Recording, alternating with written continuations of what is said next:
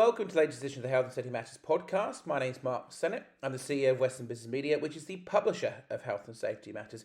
Once again, this podcast is sponsored by the Health and Safety event, which will once again take place at the NEC in Birmingham next year, on April the 28th, all the way through till April the 30th, 2026. And it's co-located with the fire safety event, the workplace event and the security event, and a single pass by registering for free at healthandsafetyevent.com can give you access to all of those shows. So do come and see us. We're the main media partner there, Health and Safety Matters. We've got stands there. We're part of the British Safety Industry Federation stand as well. So do come along. It is the UK's biggest health and safety exhibition. It takes place 28th to 30th of April at the NEC in Birmingham. That's the Health and Safety event. Now, as always, you do not have to wait for this podcast to get all the latest news, prosecutions, products and services from the health and safety sector. You can go to our website, which of course is hsmsearch.com, or throw into search engine Health and Safety Matters. You can follow us on X, you can follow us on LinkedIn.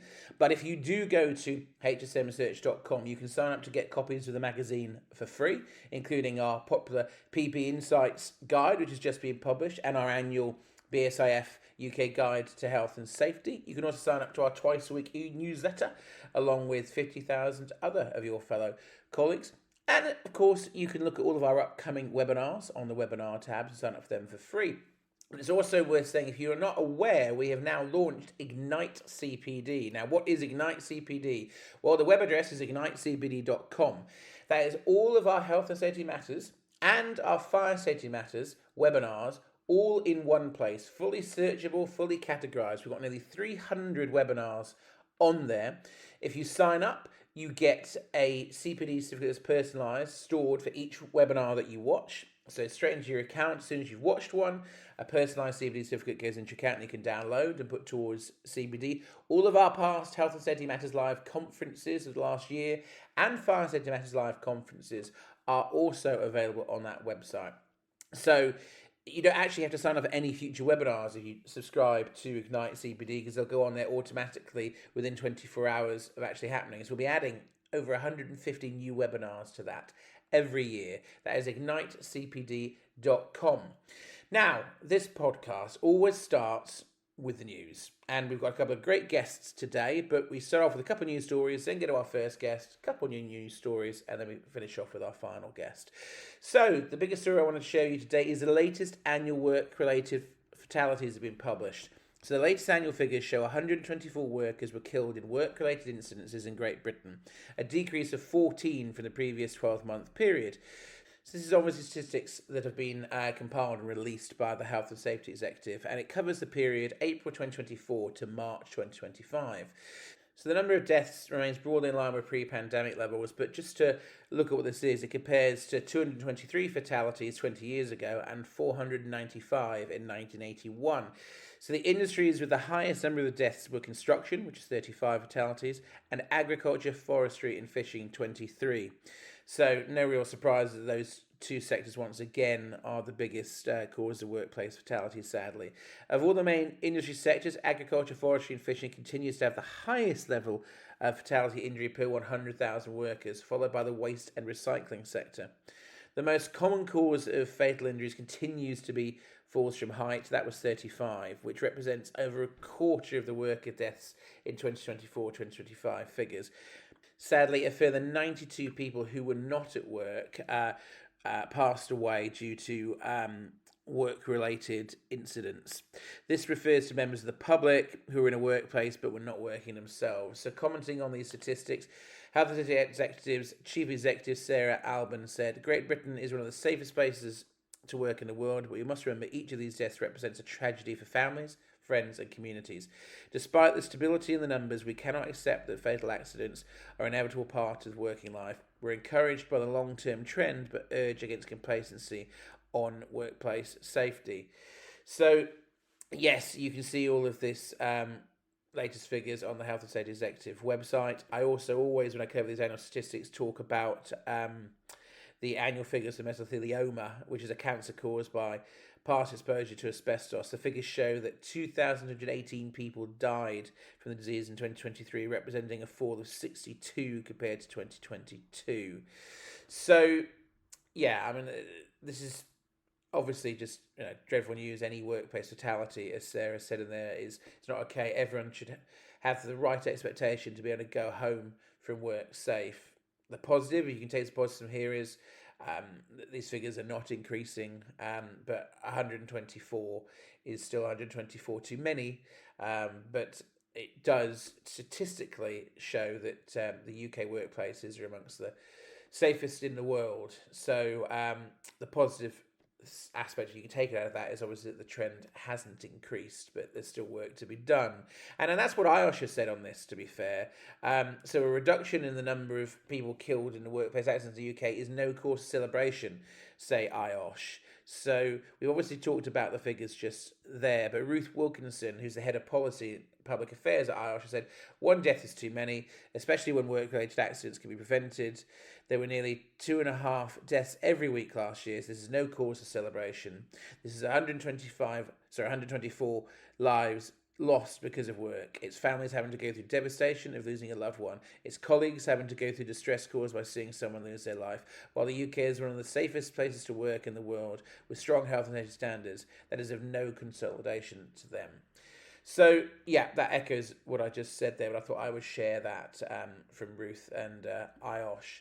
Okay, so let's look at an interesting story that's come out from ACAS, which has launched a transformative 5-year strategy to modernise how disputes at work are handled across Britain. So the new ACAS strategy will help to support economic stability by reducing the cost of conflict, which is estimated to be £28.5 billion through increased prevention, improved management and easier resolution of disputes. This builds on strong results from its previous strategy, which saw record levels of disputes resolved without the need for tribunal. This comes as it's experienced an increased demand for level of its services ahead of major new employment law reforms. So the new ACAS commissioned YouGov polling of over 1,000 companies in Great Britain found that 44% of workers who knew of conflict in their organisation over the last 3 years said it has increased, compared to just 13% who said it had decreased. The same survey reveals that pay, working patterns and capability and performance are now among the top causes of workplace conflict. That will not surprise anyone. Latest figures show that ACAS handled 117,000 individual disputes between 2024 and 2025. It's the highest number since the COVID-19 pandemic. The employment rights bills will obviously introduce significant changes to employment law as part of the government's plan to make work pay, which is their tagline. So this new strategy from ACAS says it will prevent more disputes before they arise by targeting industries and groups where conflict is most likely, support employers to manage conflict with clear guidance, tools and training, equip workers and employees with the skills and confidence to resolve problems earlier, including a doubling of the number of SMEs ACAS is equipping to manage conflict well, and harness technology and data more effectively to focus on ACAS's efforts where they can have the greatest impact, and finally, drive innovation in dispute resolution, maintaining ACAS's record settlement rates, which is 70% for individual disputes and 90% for collective disputes. So commenting on this, ACAS Chair Claire Chapman said, "The world of work is changing, and this is an ambitious strategy for a landmark period in Britain's labour market history. Over our last strategy period of 2021 to 2025, ACAS successfully changed the way in which we work. This strategy sets out how ACAS will continue to contribute even further to improve the British workplace relations."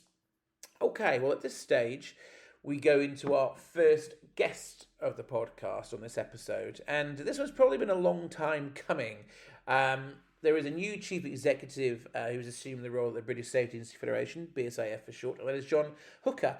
He takes over the role from Alan Murray, who's been a frequent guest on this podcast. Alan remains at the BSIF as chair, but I've been really looking forward to sitting down with John and hearing about how he's come to this role, his career history, but also what appealed to him about taking on the challenge of being the BSIF CEO, what his vision for the future of the Federation is, but also what he thinks the key challenges are for the health and safety sector moving forward. So I sat down with John earlier on, and here's what he had to say.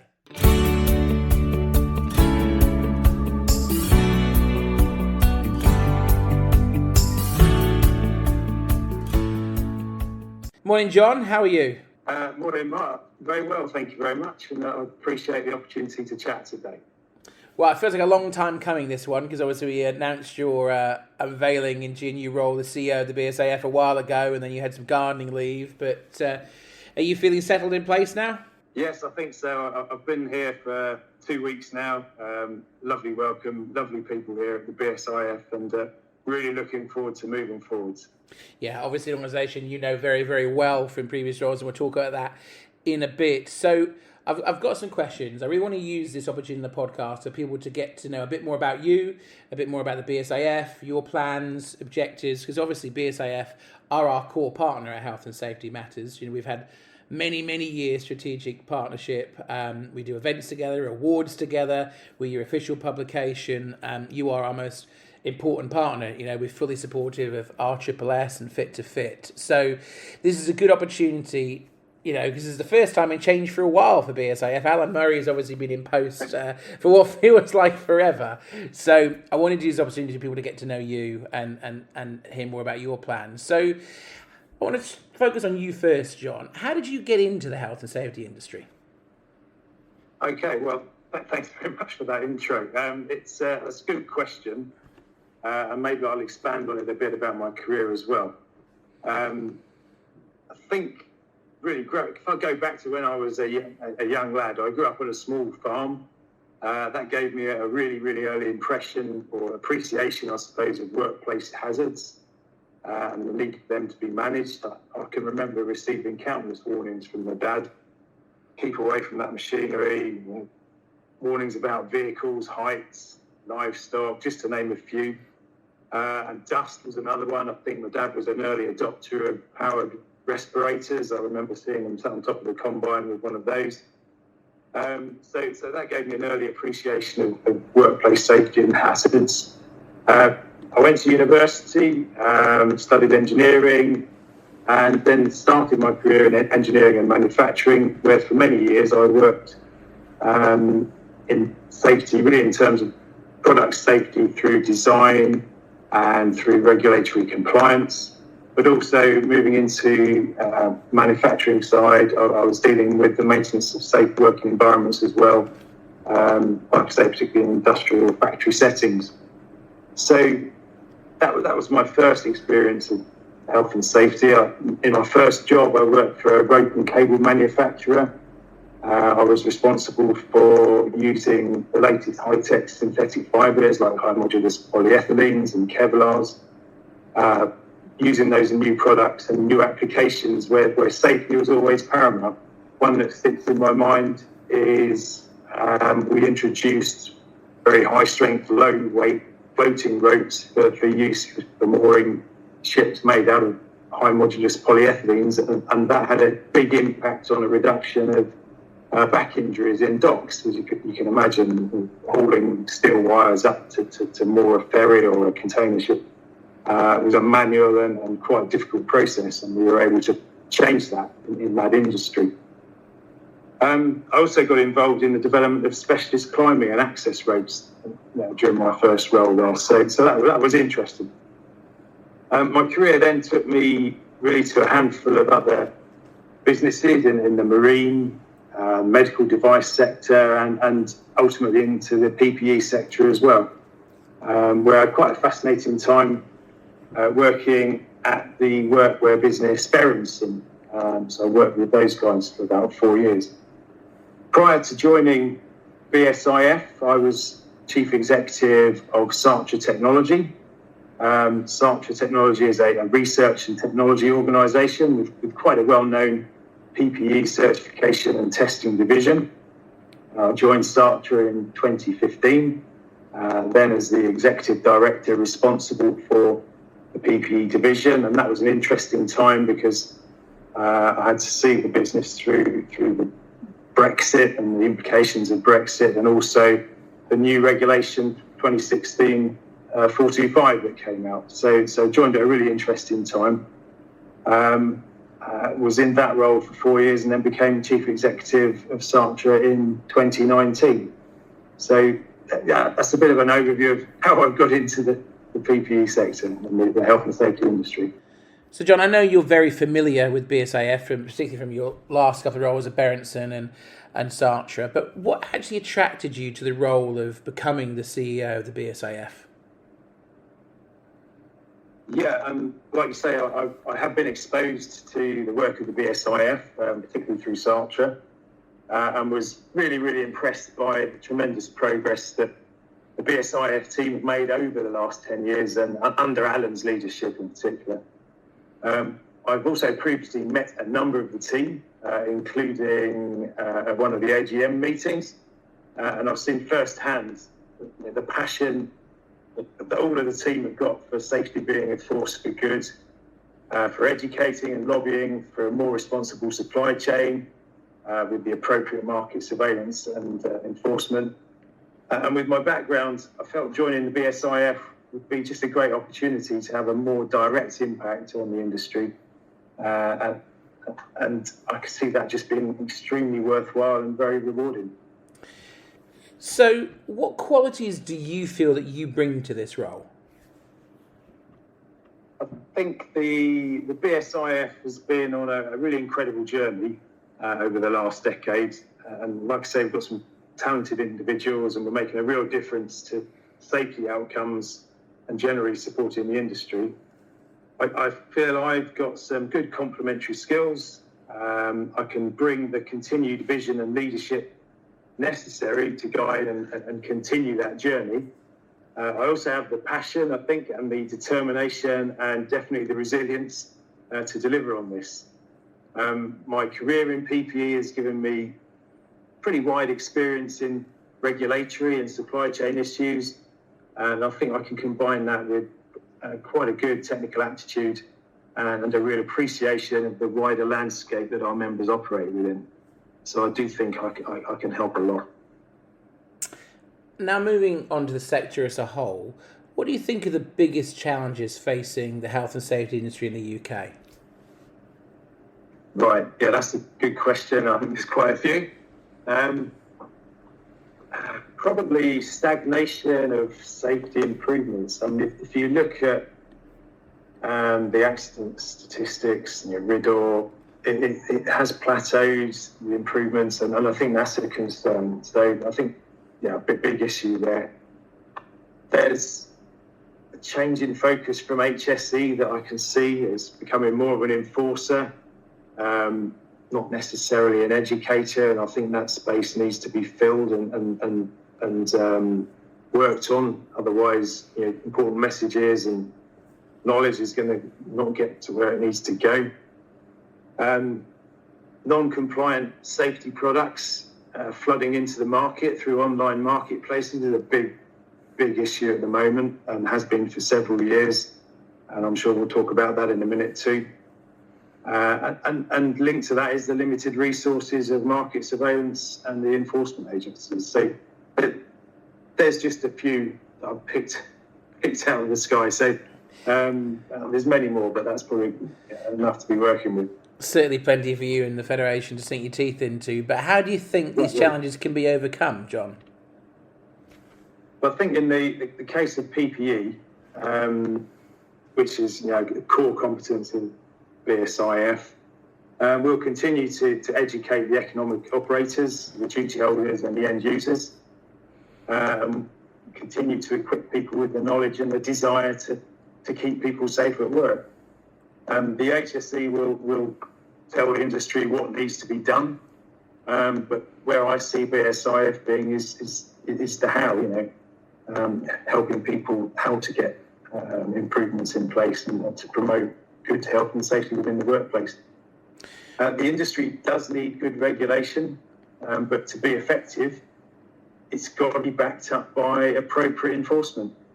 And in that process, that will then help maintain a level playing field where the responsible economic operators can flourish. And I think that's what we need. BSIF will continue to play its part with our registered safety supply scheme and our own market surveillance. And we'll do that, but we'll also work, and I think it's important, progressively on all these challenges with the Department of Business and Trade, through their executive function, which is obviously the Office for Product Safety and Standards. So let's talk about the BSIF again now. What do you think are the key challenges and opportunities that are facing the Federation? Again, quite a lot. Educating, I think, and getting important messages to users and duty holders is getting so difficult with so many channels of communication out there.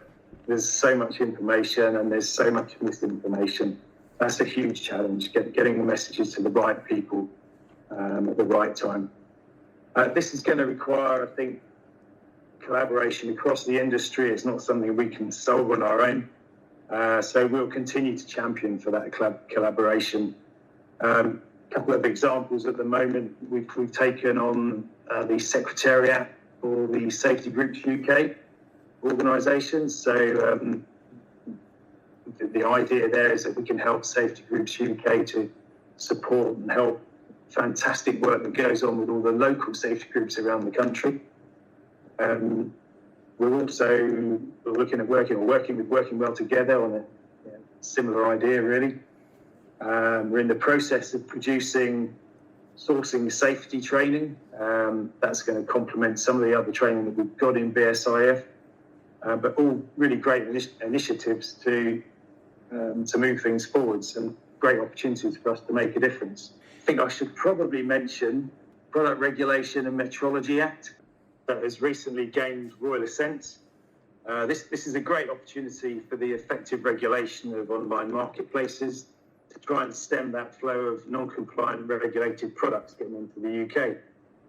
The BSIF will lobby for fit-for-purpose secondary legislation to make that happen, and we'll look forward to getting involved on that side of things. So let's talk now then about your own personal objectives. What are they coming into this role? Okay, I think quite simple. I would just like to make a tangible, or help the BSIF make a tangible difference to workplace safety during my tenure, and support our membership. We've got an amazing membership, and I'm looking forward to working with many of them going forward. And I'm really excited to be working, in a wider landscape and expanding on my own personal development and experiences, really. And what do you see as the main strengths of the British Safety Industry Federation?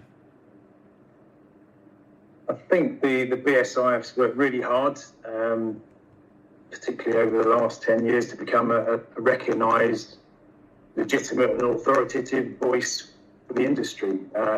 It's got a very impressive and active membership.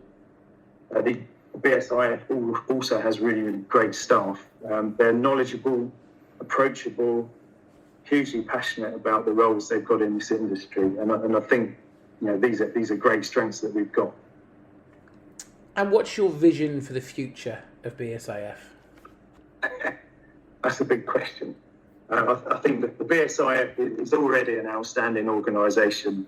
It's had great leadership and, like I say, great people within it. I've just started in the role, so I think my initial focus is really just going to be on maintaining that platform, so that we've got something to grow from in the future. And I think that's probably all I can say at this point. Watch this space. So, yeah.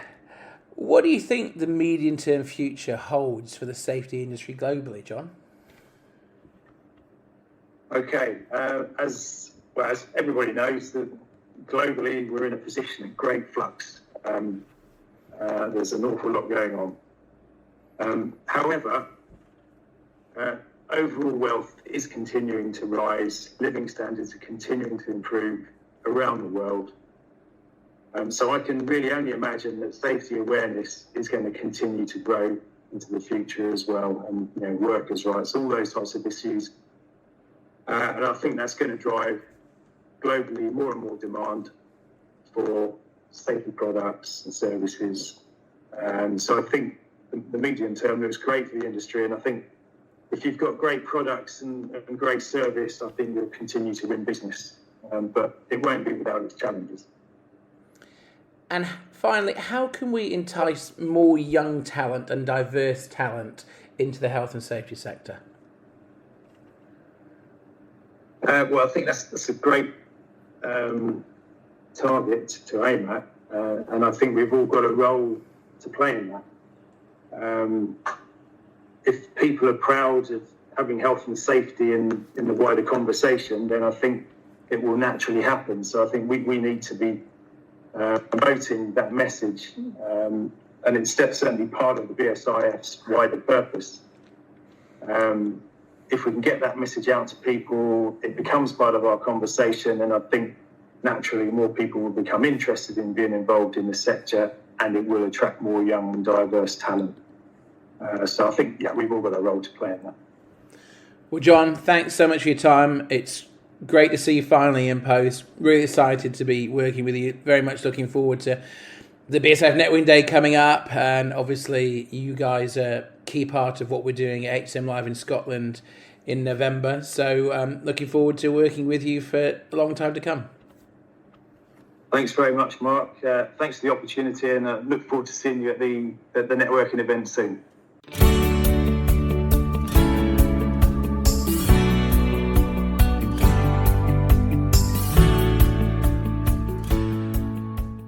So returning to the news now, but we stick with the British Safety Industry Federation. They've had some more interesting news because they have launched a new campaign. So Bad Vibrations is a new campaign tackling the widespread confusion surrounding hand-arm vibration syndrome, HAVS for short. BSIF's Management and Instrumental Specialist Interest Group, which is made up of testing houses, certification bodies, manufacturers, distributors, recognise that while there's plenty of excellent literature on HAVS, it feels this can be overwhelming to those using the tools and equipment that puts them at risk. So responding to this, the subgroup created an easy-to-understand guide called Bad Vibrations.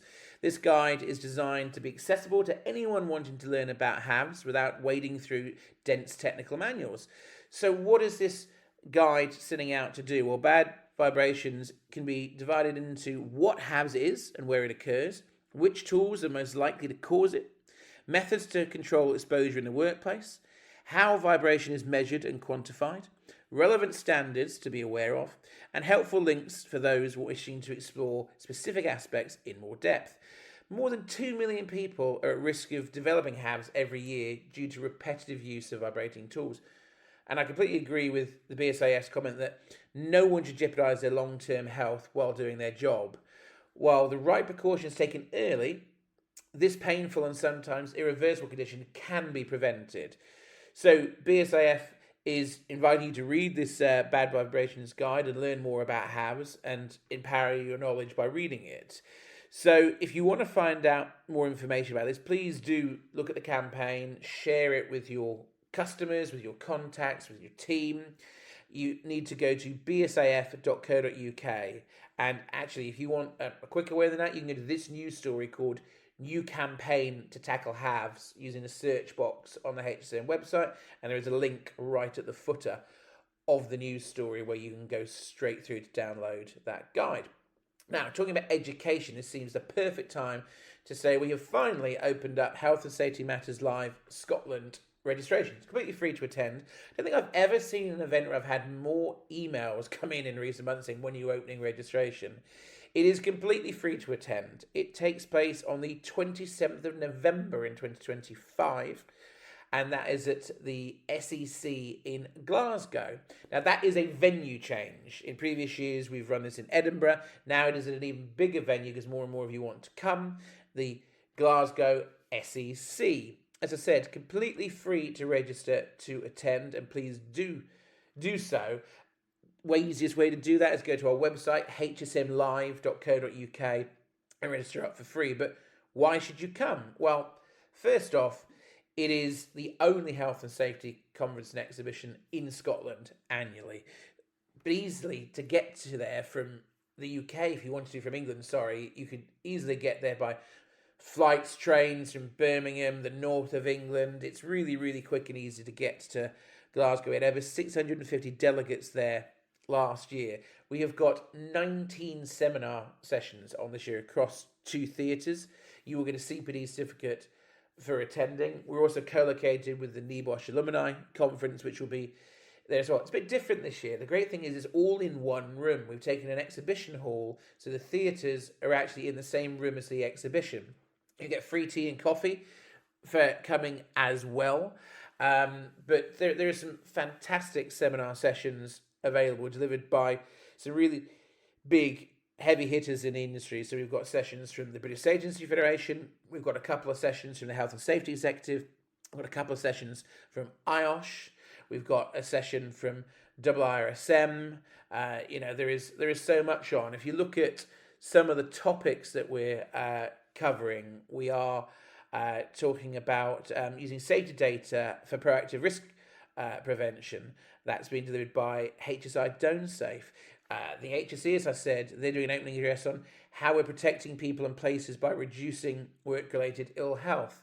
We have a fantastic interactive health and safety mock trial being delivered by the team at DAC Beechcroft, where you are actually the jury. It's a fantastically interactive session, and I'd strongly ask you to come to that one if you're coming to the event. And this particular one is involving a fall from height, which could not be more relevant considering that is still the single biggest cause of workplace fatalities in the UK. We've got Ask the Auditor, demystifying 45001.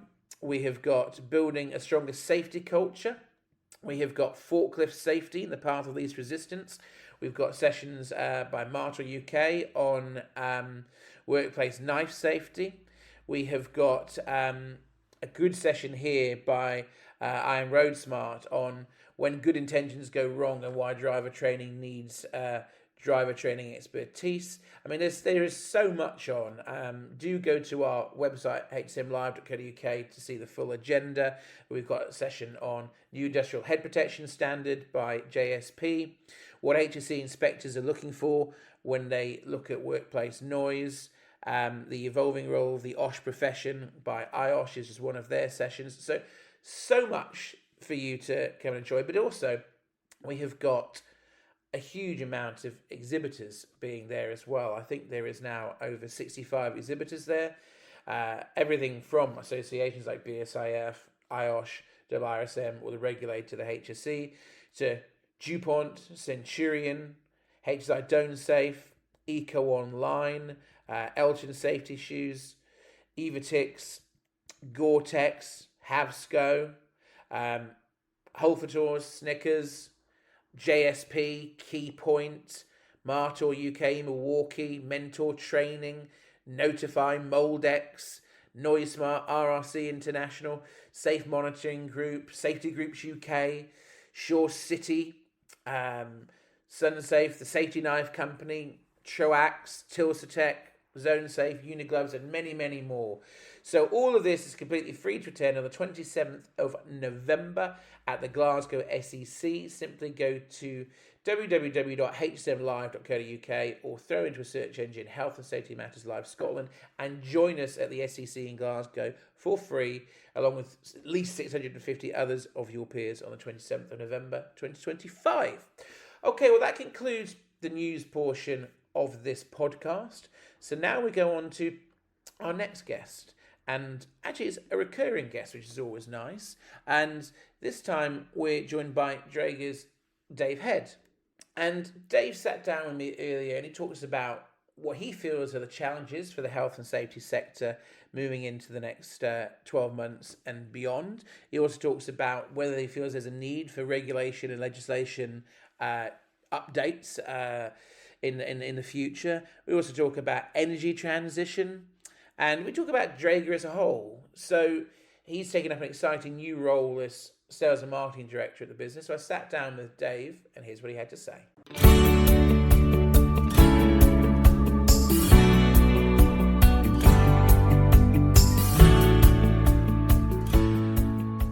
Morning, Dave. Great to have you back on the podcast. How are you?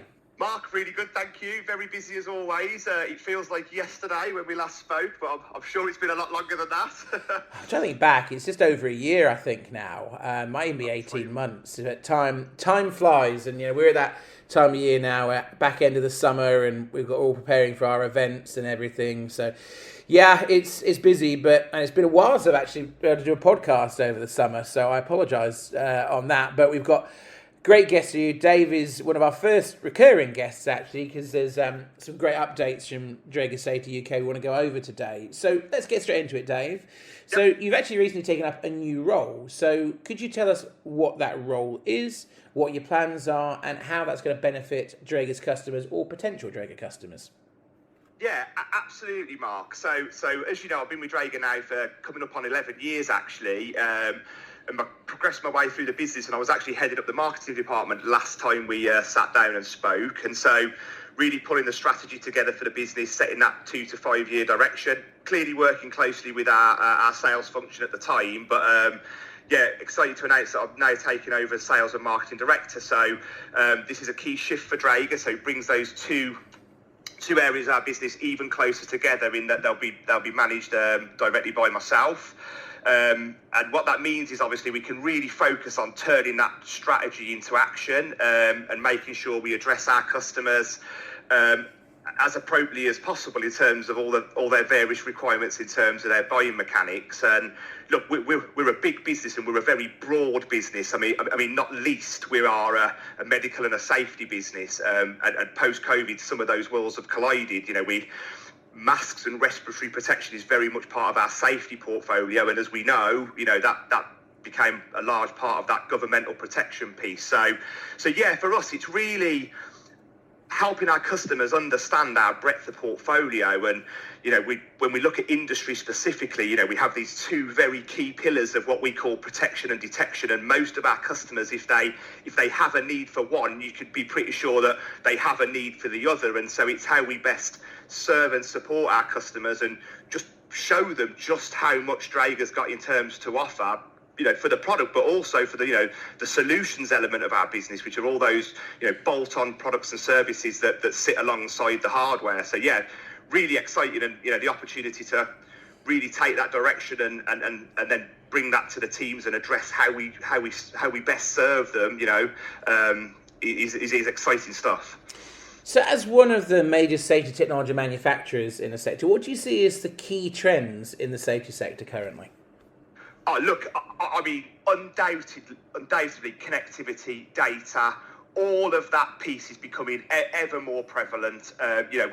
We do an annual report every year, which is supported by our PR teams, and we ask our customers and key opinion leaders in terms of what they believe these trends are. So this is a Dave Head, Sales and Marketing Director of Draeger, saying this is our customers and our key opinion leaders in the industry telling us that these are the shifts that they are seeing in industry. And, we have some great tools and technology available to us, and, we have AI on the horizon, and there's a key topic in itself. And what is that going to bring to the landscape? And I think what we're seeing and what our customers are telling us, this thirst for data is great, but it creates a lot of information that you then need to pick apart, and so that in itself can be quite an arduous task. And so some of the expectation of AI is it's going to help this reporting by exception, as we see it, in terms of, a lot of our customers just want to know when something could potentially be going wrong, rather than every single piece of data. So those are kind of some of the trends that we've seen, and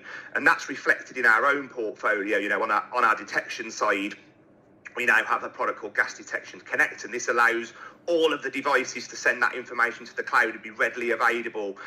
On the fire service side and SCBA, where firefighters are used to very mechanical sets, and now we're feeding them with all this extra information in terms of what the sets are doing. So not just locally, but post fireground, this data has been available in the cloud or even real time. So I think that shift to connectivity, technology, on demand, in cloud, and then all of the things that AI could potentially bring to that solution is I suspect, and what we're being told is what our customers are going to A, want, and B, what we're going to see the industry deliver over the coming years, Mark. Yeah.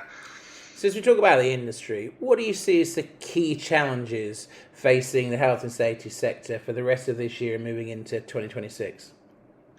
Yeah, this is a mixed bag, and obviously, so some of the stuff we've already talked about will help address some of those topics. Data clearly helps health and safety managers see and predict maybe where some of these issues might arise.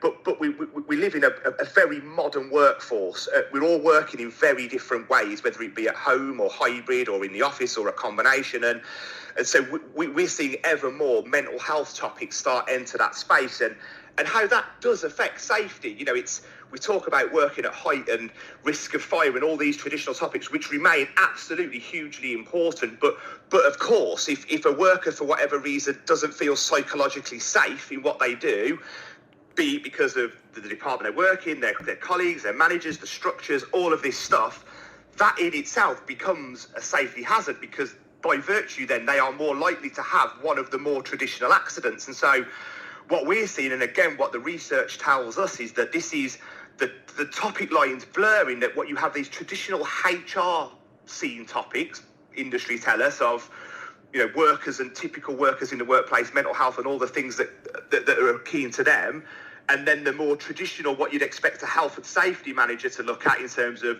hard hats, boots, gloves, working practices, kind of coming together, and how one affects the other, and how these departments actually probably are going to have to work more in unison if we're truly going to make the workplace safer and truly make, you know, our users and our clients' employees feel psychologically safe, creating this environment where they feel comfortable in pointing out a potential hazard or pointing out when a process or a workplace may be at more risk. And so yeah, it's a really interesting time, and I think that's, you know, that modern workforce, the modern ways of working are all driving us to this place, and it's all for the greater good, I believe, Mark. But yeah, I think it's an interesting one to keep an eye on for sure.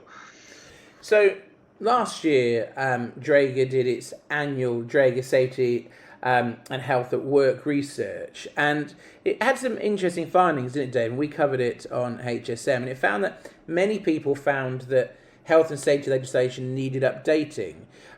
What do you think the thinking is in the market from your experience working with a range of industries and operators? Do you think this is needed? I mean, look, from my perspective, we kind of just have to look at the research with this one. And I think, as I've already pointed out, I think it is kind of rooted in that, you know, the legislation was written a long time ago, you know, and we work in very different ways now. And so what the research is telling us is that, you know, we don't have people necessarily working side by side anymore, for example, and technology's enabled that, because, you know, the traditional way of someone digging a hole would be someone would dig the hole, someone would stand over the person digging a hole, and that person would fill in a bit of paper. Now, technology allows us that person can be a lone worker, and they can be a lone worker because, you know, products like Draeger's have that facility to make sure we can see what that worker's doing, that they're using the appropriate equipment, and all that data has been captured. So I suppose what we're seeing is how does the industry take the tools it now has at its disposal, for one, you know, the great products and services that you know, like companies like Draeger offer, and the fact now that, you know, we work in very different ways than we used to, and how does that fit into a modern health and safety policy? And so that's what we're seeing and being told by those leaders and those companies. And I suppose, yeah, what we're seeing is like, where does that begin and end, and how will the industry respond to some of those changes? And I think we're at a pivotal point. You know, COVID was the shift, and look, we're way past COVID, but the legacy of how we now all work and the tools that were born out of that are alive and well. And I guess it's, as an industry, you know, we're playing catch up, and companies like Draeger are doing all they can to feed that technology in. But that, at some point, I guess, and what we've been told is that's going to need to reflect what a modern health and safety workplace would look like. So Draeger's been working with clean energy industry sector for some years now, both in terms of academia and the industry. How are these things looking in the sector, and is safety keeping up to pace with wider progress, in your opinion, Dave? So look, it's a moving feast, is what I would say. I mean, it's no secret that obviously a lot of the new clean energy companies are going to be those existing oil and gas companies. You know, they are future-proofing their businesses as well. And so, you know, energy and oil sits in the North Sea, and we'll continue to pump and use oil for as long as we can, I am sure. But of course, like all of us need to make sure our businesses are future-proof, these companies also need to look what those new technologies offer. You know, be it wind, be it, you know, carbon capture and storage, hydrogen, EV, and, you know, we see all this on the news. I mean, in terms of the industry, Draeger's doing a huge amount of work to sort of shape and support what health and safety looks like. We have business development managers that are focused on nothing but that. And so I think as a business ourselves, we're ready to sat there to support industry and help take them on that transformation. I think some of the risks, if you like, are that oil and gas, traditionally, the risks are a bit more visible in the sense that, if you ever watch anyone working on an oil rig, we know it's a dangerous environment, which is why it's the legislation in there and the training and the education is there. With some of these newer, cleaner technologies, the risks aren't quite as obvious. And so part of the task of industry and Draeger is to help people, identify what some of those risks are. And in a lot of cases, they're the same, but they're just, it's making sure that training and education flows through. And I suppose because this is, I would say, taking a little bit longer, certainly in the UK. Like, look, we are clearly seeing, and we are serving customers with products for clean technologies. We are still, however, waiting, for that real big investment from the government and the noise to really get that weight behind, these big gigafactories and those big projects. And I think that's when we'll really start seeing the shift, and that's when the groundwork that we're doing, I guess, will really come into its own. That we don't want people moving into these projects not fully understanding or not feeling supported by industry in terms of what the product, services, and challenges are around some of those topics. So we work with academia, key opinion leaders. We are already a very key supplier to the oil and gas and chemical industries, and so we're talking to them all the time as their business changes about what those risks look like and how we can continue to serve them in a safe and reliable way. So we always finish the same way, Dave. If people want to get in touch with you, find out more about Draeger's products, will get in touch with you directly, how can they do so? Is there a website? Are you personally active on LinkedIn? What's the best way to get in touch with you guys? All of the above, Mark. So yeah, I mean, Draeger, our website, www.draeger.com, covers all of our portfolio products and services. We are active as a business on LinkedIn, so Draeger in itself, a huge part of our team, including myself, so you can nearly always get hold of a business development manager, sales manager, a marketing person. We share a lot of content all the time, but by all means, if anyone wants to reach out to us on that platform, they can. Or just give us a call. Traditionally, again, we talked a lot about technology and how that helps, and it does, but we are always at the end of a phone as well. Call our teams, call whoever, and we'll have those conversations. We'll come and visit you. We'll provide all that support. Absolutely, Mark. Yeah. Well, also, they can come and see you, can't they? They can come and see you, our own event that you're part of at Health and Safety Matters Live Scotland, which is in Glasgow on the 27th of November. So completely free to register to attend. It's at the Glasgow SEC. Just go to hsmlive.co.uk, and Draeger are pride of place right in the heart of the exhibition. And we're very much looking forward to seeing you there and your team, Dave. So thank you for supporting us. No, excellent. And Mark, it's always a good exhibition for us, and it's good to catch up with your team and your listeners. And I say we always come out having learnt something new and hopefully delivered something new to those audiences. And yeah, look, it's all about keeping everyone safe and bringing them home every day. Technology for life is Draeger's tagline, and that's what we're here to do. Absolutely. Well, we couldn't end on a more positive note than that, really, Dave. Can't thank you enough for joining us again. One of our few recurring guests. It's been a pleasure to have you back, Dave. Oh, look, thanks for having me. And hopefully it won't be the last time. Look forward to catching up, Mark.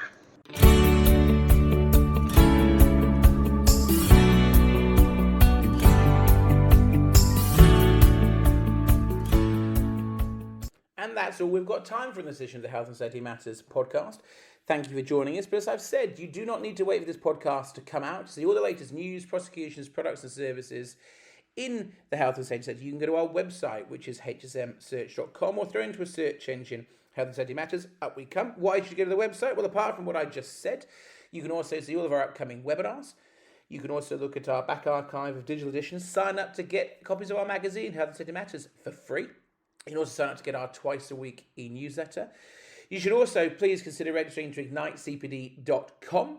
That is our new online streaming service where you see all of our past CPD webinars for Health and Safety Matters and Fire Safety Matters, plus recordings of all the seminar sessions for the last year's worth of conferences for Health and Safety Matters Live and Fire Safety Matters Live. That means we've got nearly 300 webinars on there already, but also we're adding 150 new each year. That is ignitecbd.com. If you sign up to there, you'll be automatically able to get all of our future webinars and seminar sessions on there, and you can download a personalized CPD certificate for every webinar that you watch. You can also follow Health and Safety Matters on X or on LinkedIn.